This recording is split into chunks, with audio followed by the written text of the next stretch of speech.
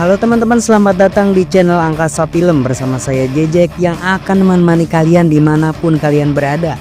Everyone, every time, everywhere. Sumpah demi swear, pada kesempatan kali ini saya akan mengulas alur cerita film yang sungguh menguras energi negatif kalian agar rasa cinta menghadirkan harmonisasi suasana hangat di tempat kalian. Dengan latar belakang adegan yang menceritakan kehidupan keluarga harmonis dan tragedi penerbangan yang melibatkan satu keluarga, hingga terbongkar semua rahasia masa lalu yang ternyata kita pun belum tahu. Oke lah guys, tanpa berlama-lama dan tanpa banyak bicara, langsung saja kita meluncur ke filmnya. Namun sebelum itu, siapkan posisi ternyaman kalian, karena kenyamanan dimulai dari diri sendiri, bukan dengan dia yang tiba-tiba membuat kita nyaman lalu meninggalkan bekas luka dan harapan. Puter geng.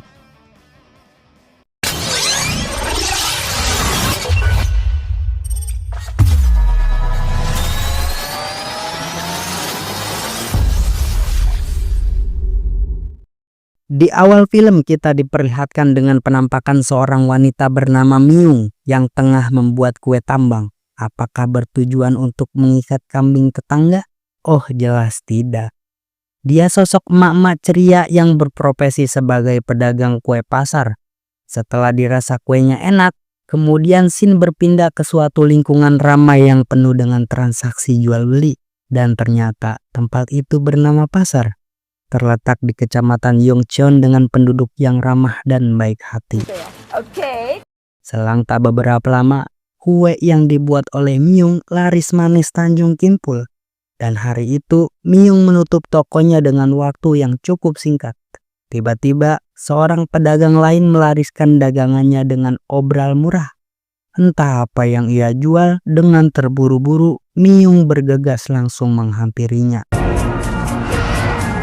Kemudian scene berpindah memperlihatkan seorang tukang servis laptop bernama Sukwan. Tak lain, ia adalah suami Myung yang hobinya membeli minuman botol dan berharap mendapat hadiah dari tutupnya. Namun ia selalu suwe karena tak pernah mendapatkan hadiah yang salah satu hadiahnya adalah mesin cuci. Sebagai suami yang baik, Sukwan tak pernah putus asa dan selalu mencoba dengan menyetok minuman tersebut tanpa diketahui oleh istrinya. Namun alangkah kagetnya, sang istri datang dan memergoki kalau suaminya menyetok minuman tersebut.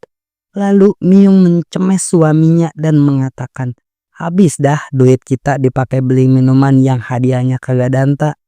Sebagai suami yang sangat mencintai istrinya, Sukwan lebih memilih diam saat dimarahi oleh Myung. Saat pelanggan datang, Sukwan dan Myung langsung melayani dan memberi minuman tersebut pada istri dan pelanggannya. Dengan tatapan sadar-sadar samar, Myung berhasil mendapatkan hadiah utama dari minuman tersebut, yang mana hadiah tersebut adalah liburan keluarga di Hawaii.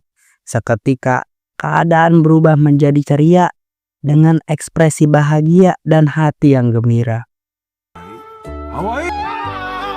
Saat di rumah, Myung mengatakan bahwa mereka tidak bisa mengambil hadiah tersebut karena Myung lebih mengutamakan keperluan keluarganya dengan mengatakan, "Mesin cuci burak aja kita nggak mampu beli, boro-boro liburan ke luar negeri, apalagi kita ke Bali." Meskipun suaminya memaksa dengan segala macam cara, Myung tetap teguh dengan pendiriannya. Dengan bau raut wajah yang tak sedap bak terasi jembret, Sukwan mengatakan, "Dasar egois, kayak orang komunis." Layaknya babeh-babeh yang takut sama bini, Sukwan tak berani mengaku saat istrinya meminta untuk mengulangi perkataannya. Kemudian datang seorang bocil yang bernama Nari. Ia merupakan anak sematawayang hasil gedebak-gedebuk Myung dan Sukwan. Nari baru saja tiba setelah mengikuti kelas balet. Dengan melepaskan atribut seenak jidat, Nari pun duduk di samping bokapnya. Seketika, Myung dibuat kaget dengan pesan seorang ibu yang mengabarkan bahwa anaknya telah dibogem oleh Nari hingga babak bengul. Kemudian, Myung menegur Nari dan bertanya, "Kenapa sih Neng, anak orang dijotos sampai moncrot kayak gini?" Namun Nari malah ngegas dan merasa kesal pada anak tersebut yang telah meledeknya dengan gaya balet yang Nari praktekkan. Terlihat mirip sumo dengan mengeluh bahwa dia benci tari balet. Nari menginginkan agar ibunya mengizinkan Nari bisa ikutan les taekwondo karena Nari sangat gemar dengan bela diri yang sering diperlihatkan oleh artis idolanya. Akan tetapi, Miyung tak mengizinkannya karena khawatir jika besar nanti Nari akan menjadi seorang gangster yang doyan rusuh dan hobi menghardik orang lain. Seketika Nari pun menangis saat Miyung menaboknya. Dengan perasaan yang sangat terzolimi, Nari mengatakan, "Apakah semua ini salahku? Sementara anak-anak lain diajak liburan keluarga setiap minggu, berkemah keluar kota dan bersenang-senang dengan keluarganya. Bahkan diperbolehkan memegang ponsel, sementara aku hanya merasakan tumbuh dewasa dengan penuh tekanan batin." Tak menyangka anaknya begitu gacor bak burung lovebird. Miyung dan Sukwon menyadari hal itu dan merasa gagal sebagai orang tua. Kemudian saat Nari tidur, Sukwon yang tengah membetulkan mesin cuci dihampiri oleh istrinya. Dan istrinya memutuskan bahwa lebih baik mengambil hadiah botol minuman dan sesekali liburan ke luar negeri. Suaminya pun merasa kegirangan hingga tak sengaja tangannya menghantam mesin cuci. Namun secara ajaib dan tak lepas dari kehendak Tuhan, mesin cuci yang awalnya mati seketika nyala kembali dengan satu kali kemplang. Mereka pun bahagia bukan kepalan.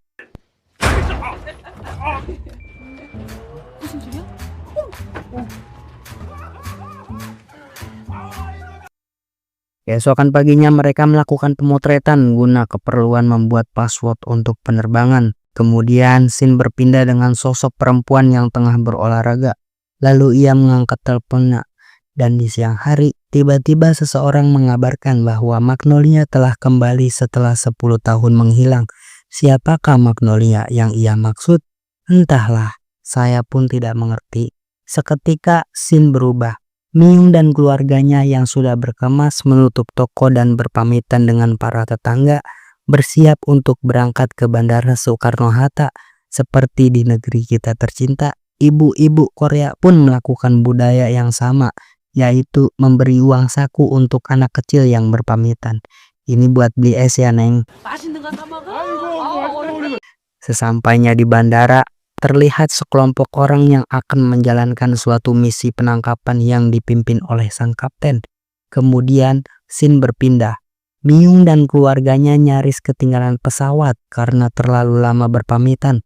Setelah di-cross-check oleh ibu resepsionis, ternyata pesawat belum berangkat dan menginformasikan kelas bisnis sisa 2 kursi dan satunya duduk di kursi ekonomi. Tebak, siapa yang akan mengalah? Oh, sudah jelas terang benderang bahwa Sukwon lah yang harus mengalah. Sambil terburu-buru menuju pesawat, sang resepsionis mengatakan, "Semoga penerbangan Anda menyenangkan." Lalu Miyung menjawab, "Oke." Dan inilah "Oke, Madam", film bergenre komedi, action, dan trailer yang rilis di tahun 2020 menceritakan ketegangan dalam penerbangan pesawat dengan penuh adegan baku hantam, disertai bubuk humor, irisan kegembiraan, dan setetes air kesedihan. Kembali ke pesawat, seorang pramugara bernama Jung dimarahi oleh atasannya karena bersikap aneh seolah seperti mata-mata dan malah membiarkan rekan lainnya bekerja sendirian sementara pesawat akan diterbangkan. Di dalam pesawat terlihat banyak orang penting di dalamnya. Ada anggota direktur, anggota DPR, dan anggota penumpang yang takut dengan ketinggian. Berpindah pada Nari yang menanyakan ke ibunya kapan pesawat ini akan terbang. Lalu Miyung menjawab, jika penumpang bersiul maka pesawat akan segera lepas landas. Dan Nari pun mengikutinya walaupun dibohongin.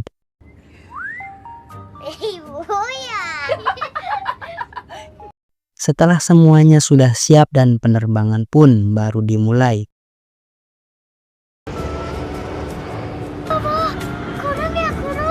Seluruh penumpang bisnis diberikan handuk hangat gratis dan sekaligus ditawarkan makanan dan camilan. Saat Miyung tak tertarik karena takut kemahalan, anaknya malah memesan jajanan. Karena ini adalah penerbangan perdananya, Miyung harus membuka dompet terlebih dahulu karena tidak mengetahui bahwa kelas bisnis tersedia makanan dan jajanan gratis. Lalu Miyung pun ikut memesan persis seperti yang anaknya inginkan. Beralih ke kelas ekonomi, terlihat seseorang memerintahkan anak buahnya untuk mencari wanita yang menjadi target operasi. Satu persatu mereka pun memeriksanya. Seketika spekulasi kita tertuju pada wanita misterius yang mengenakan masker. Kemudian ia menuju toilet. Lalu salah satu anggota yang rada gaje malah memeriksa penumpang yang sedang maskeran. Keanehan itu nyaris membuat kegaduhan. Di sisi lain, makanan yang telah dipesan oleh Myung dan anaknya telah disiapkan. Ketika Jung akan memberikannya, tak sengaja Myung mengayunkan tangannya dan membuat makanan tersebut melayang ke udara. Namun dengan ketangkasan refleks yang gak kaleng-kaleng, Myung menangkap semua makanan yang terlempar dan tidak menjatuhkan satupun makanannya. Sontak, Jung pun dibuat heran oleh Myung dan anaknya. Dengan polosnya, ia menanyakan, apakah ibu seorang bintang laga, ahli bela diri, atau seorang agen rahasia? Dengan santainya Myung menjawab, enggak ah, saya cuma ibu-ibu biasa asal Yongcheon yang tinggal di distrik Gangnam. Akan tetapi, Jung malah salah sambung dan beropini bahwa Myung adalah wali kota Yongcheon. Saat atasannya melihat fenomena tersebut, Jung langsung ditegur dan dipitnah pelecehan terhadap penumpang kapal. Ketika Jung menginformasikan pada atasannya bahwa yang barusan ia temui adalah seorang wali kota, atasannya pun segera memastikan kembali dan mengatakan bahwa itu adalah orang biasa. Lalu atasannya meminta agar Jung berganti menjaga kelas ekonomi. Di kelas ekonomi terdapat Sukwan yang tengah membaca surat kabar. Kemudian seorang kakek di seberangnya berbasa-basi. Apakah Anda terbang sendirian?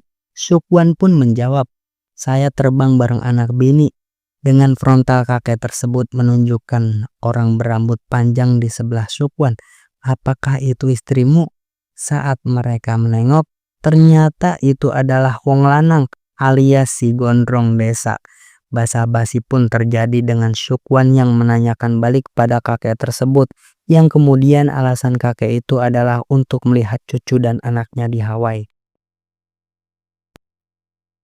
Kembali pada Myung yang sudah kelar mukbang Baktan Boykun versi cewek, Myung telah menghabiskan 4 porsi jajanan kapal.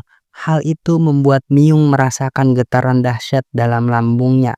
Maklumlah, biasa makanan kue jemblong.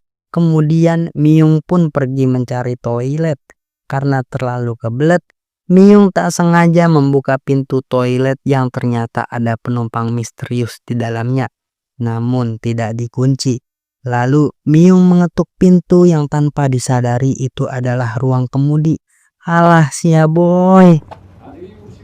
Kembali pada Sukwan yang telah akrab dengan seorang kakek selayaknya bapak-bapak doyan ngeronda. Sukwan pun mendongeng dengan aksi hingga kakek tersebut merasa menyesal telah mengajak ngobrol spesies gacor seperti dirinya. Tak burung cabak, Sukwan bicara tiada henti sampai kakek itu pun mengeluh. Saat Myung menghampiri dirinya, Sukwan diminta untuk mengawasi Nari dan mereka pun malah nobar film berantem. Ketika Myung tengah mencari toilet dan tak merasa heran karena sekelompok orang tengah berada di satu toilet dan ternyata mereka merupakan sekelompok teroris yang dikirim dari Korea Utara dan bertujuan untuk mencari seorang wanita bernama Magnolia. Hal itu diketahui saat pimpinannya yang memberikan komando operasi pembajakan dimulai. Dan di saat yang sama, Jung tak sengaja mendengar dari salah satu teroris tersebut berbicara melalui HT. Saat pesawat mengalami turbulensi, ketika itu juga pemimpin kelompok melancarkan aksinya. Kemudian saat Jang mengingatkan agar ia tetap duduk, Jang pun dibuat terjengkang dengan satu kali dorongan di lehernya. Lalu anggota yang lain pun ikut bergerak dengan menyandera pramugari dan mengancam para penumpang. Kemudian saat pramugari dibawa ke ruang kokpit, sang kapten yang tak ingin hal buruk terjadi menuruti permintaan pimpinan teroris tersebut dan diminta untuk merubah rute.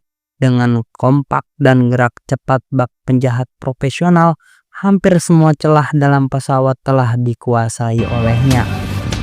Terlihat seorang anggota Kongres berbacot ria dan merasa penjahat tersebut bertujuan untuk menguntitnya dan menculiknya. Hal itu membuat satu tamparan kecil menimpanya. Saat para penumpang dikumpulkan dalam ruang ekonomi, sang pemimpin melihat seorang wanita yang dicurigai Magnolia berusaha menutupi dirinya, dan aksi selapat-selepet pun tak berselang lama. Saat maskernya terlepas, ternyata ia adalah Ansera, yang merupakan seorang artis Korea papan atas yang sering memamerkan film bergenre action. Sontak, hal itu membuat para fans terkejut. Alasan dirinya mengenakan masker adalah karena penerbangannya tak ingin diketahui oleh siapapun, karena isu dalam media memberitakan bahwa dirinya masuk rumah sakit. Kemudian Myung yang masih berada di dalam WC tak sengaja menjatuhkan koin dari dompetnya. Sontak salah satu penjahat mendengar suara tersebut dan langsung menggedor-gedornya. Saat digedor-gedor, ketangkasannya dapat menghindari beberapa serangan. Terlihat tak seperti orang biasa, Myung dapat melumpuhkan penjahat tersebut bahkan di ruang sempit sekalipun. Sementara itu, rapat dadakan telah digelar oleh pihak korporasi di suatu tempat yang mencari seluruh informasi tentang tragedi pembajakan pada pesawat yang tengah beroperasi menuju Hawaii. Sang pemangku kepentingan menginginkan agar tindakan krunya bergerak secepat mungkin hingga tak melibatkan pihak lain. Salah satu informasi alasan mengapa aksi pembajakan itu terjadi adalah seorang agen intelijen bernama Choi Sun yang 10 tahun menghilang tengah melakukan perjalanan menuju Hawaii.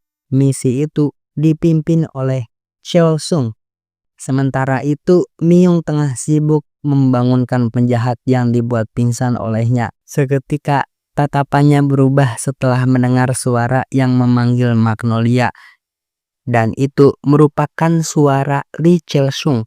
Lalu apa hubungannya di antara mereka berdua?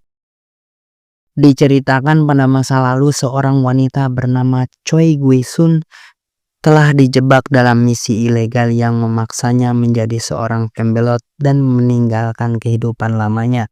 Kemudian berpindah ke Korea Selatan. Bukan hanya itu, ia merubah identitas sekaligus operasi plastik dan memulai hidup baru dalam satu hal yang selalu diingat, bahwa ia diminta untuk tidak percaya pada siapapun agar ia dapat menjalankan kehidupan dengan tenang. Di sisi lain, Sukwan menitipkan putrinya pada si kakek, berniat untuk mencari sang istri. Saat pencarian baru dimulai, ia menemukan laptop yang terbengkalai dan merubah rencananya. Menyusup ke dek bawah, Sukwan mencari celah untuk meretas sistem pada pesawat. Sementara itu, Jung yang tengah dipaksa memberikan seluruh data penumpang dengan keringat panas dingin, ia melihat Myung yang tiba-tiba sudah menempel di plafon bak Spider-Woman ketika berhasil menjatuhkan penjahat tersebut dalam satu kali kejudukan. Kemudian Myung meminta data seluruh penumpang, lalu ia membakarnya agar seluruh identitas penumpang tak dideteksi oleh para penjahat. Setelah itu, Myung dan Jun merencanakan aksi dengan Myung yang menyamar sebagai pramugari, diawasi oleh Jung yang memberikannya jam tangan agar dapat berkomunikasi dengannya dan mengatakan bahwa pada bagian kargo terdapat senjata cadangan. Lalu mereka pun membagi tugas. Saat melancarkan aksi, Myung dengan mudah mengentaskan lawannya hanya dengan kaleng sprit. Menggunakan sepakan ala si Madun, Myung dapat melumpuhkan dengan klot penjahat menjadi target sasaran. Pada ruang ekonomi, semua orang kaget dengan kedatangan pramugari asing yang tak mereka kenal. Sebelum Myung menyerang penjahat tersebut, ia mengenakan topeng las untuk menutupi wajahnya. Hal itu bertujuan agar anaknya tak mengenal dan tak melihatnya. Myung tak ingin menjadi contoh ibu yang tak baik untuk sang anak. Ketika Myung menyerang penjahat dengan gesit dan tanpa terbelit, Myung dapat membanting si penjahat hingga pinggangnya melilit. Kembali pada Sukwan yang tengah mengabarkan rekannya lamanya bahwa ada pembajakan pada pesawat yang ditumpanginya. Namun permintaan Sukwan tak digubris, malah dilarang untuk ikut campur dalam hal tersebut. Lalu Jung mengabarkan Myung bahwa ia telah menemukan rekan baru untuk bergabung.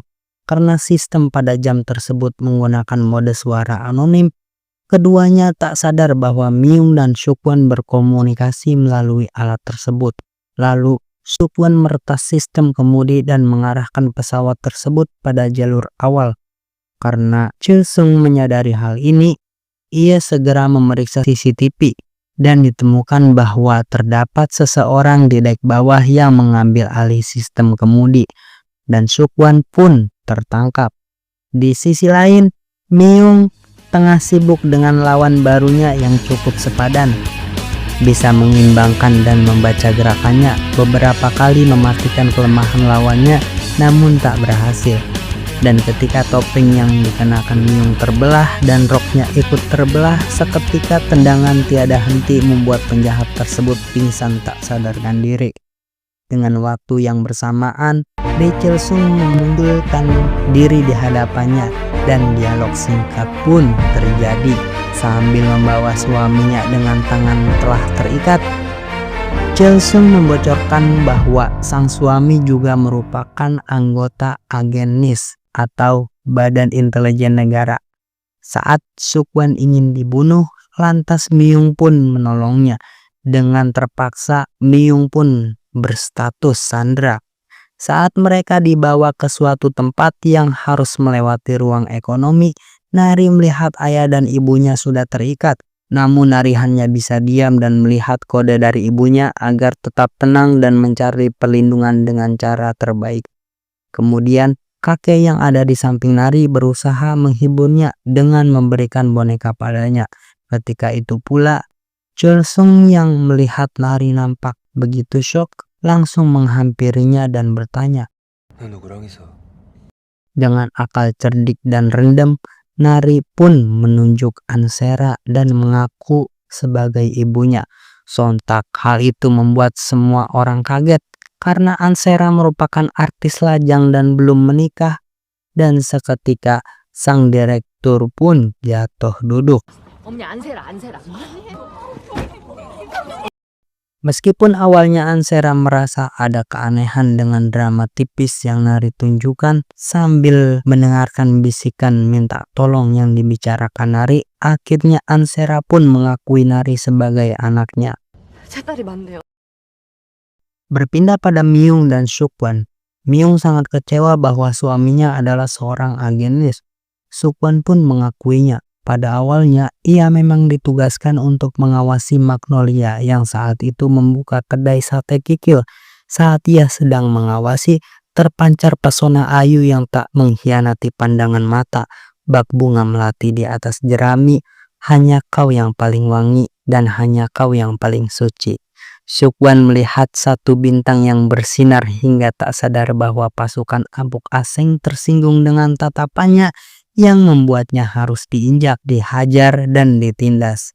Di saat yang sama, Magnolia menolongnya, mengusir para preman dan menghampiri Sukwan, serta memberikan sate. Namun, bukan hanya tajamnya tusuk sate yang menembus daging, tajamnya hati dan ketulusan dan indah tatapannya yang membuat hati Sukwan tertusuk bak, menyentuh dasar inti perasaan, yang membuat cintanya tak berkurang sedikit pun, walau diterjang badai dan gelombang. Seketika, Myung banjir air mata, terharu dengan ketulusan cinta seorang laki-laki sejati yang tak mengenal kata mendua. Dan alangkah terkejutnya mereka ketika mendengar tangisan tak berwujud. Ketika ia menoleh ke belakang, ternyata penjahat AFK ikutan sedih mendengar kisah cintanya. Kembali ke ruang kabin, para penumpang telah berusaha melepaskan ikatannya dengan bergantian dan tetap bekerja sama. Namun suasana menjadi absurd ketika anak buah Chelsung diserang oleh teman satu timnya dan mengkhianati Chelsung dan langsung menyerangnya di dalam kabin dengan maksud sang kapten membawa Magnolia dan menjatuhkan pesawat beserta penumpang yang tersisa. Pertarungan terus berlanjut hingga membuat pesawat turbulensi. Saat ia ditodongkan pistol ke kepalanya, hal itu membuatnya takluk dan baru menyerahkan diri. Kemudian Lee Chil-sung, Myung, dan Suk-wan berada di ruangan yang sama. Lee Chil-sung mengungkapkan bahwa ia hanya ditugaskan pemerintah untuk mencarinya dan membawanya untuk membuka segel pengembangan nuklir yang telah dikunci oleh mendiang ayahnya. Karena hanya menggunakan iris mata yang terdapat di diri Magnolia, namun rekan lain berupaya untuk mengkomersilisasi dengan menjual Magnolia pada pemerintahan Korea Utara. Maka tujuan Lee Chil-sung hanya untuk menyelamatkan Magnolia agar pusat pengembangan nuklir beku dan hulu ledak dahsyat tak berkembang yang beresiko membuat dunia ini kiamat. Tak selang beberapa lama, Jung datang setelah mencari persenjataan, senjata, dan untungnya mereka dapat bebas dan membuat misi penyelamatan kepada para penumpang. Untuk kali ini, mereka akan berpacu dengan waktu, mengingat pesawat yang akan ditumpanginya segera turun. Dengan Suk-wan dan Jung berada di pusat elektrikal, Myung dan Chul bersiap dalam kabin. Setelah penerangan dipadamkan, satu persatu pembajak dilumpuhkan. Dengan kerjasama tim yang kompak dan dukungan dari para penumpang, pertarungan ini terasa cepat dan tak memuaskan perasaan psikopat.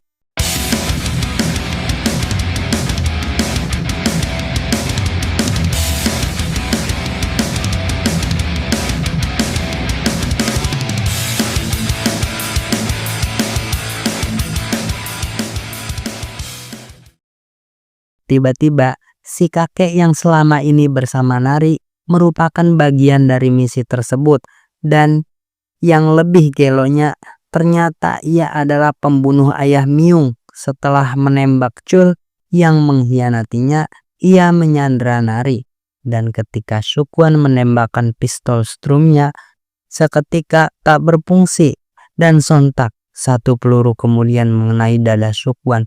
Dengan penuh keterpaksaan, Myung harus ikut dengannya. Saat timing yang tak terduga, Myung melemparkan bonekanya dan mendorong si kakek terlempar keluar pesawat.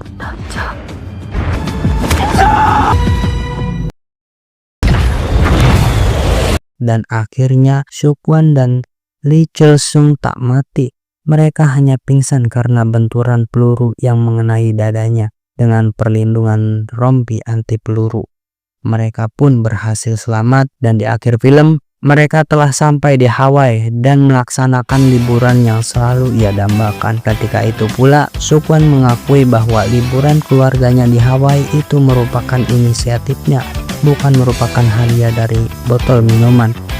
Hal itu ia lakukan karena tak ingin rencananya tertunda karena harus nyirit memikirkan kebutuhan rumah tangga, dan film pun berakhir.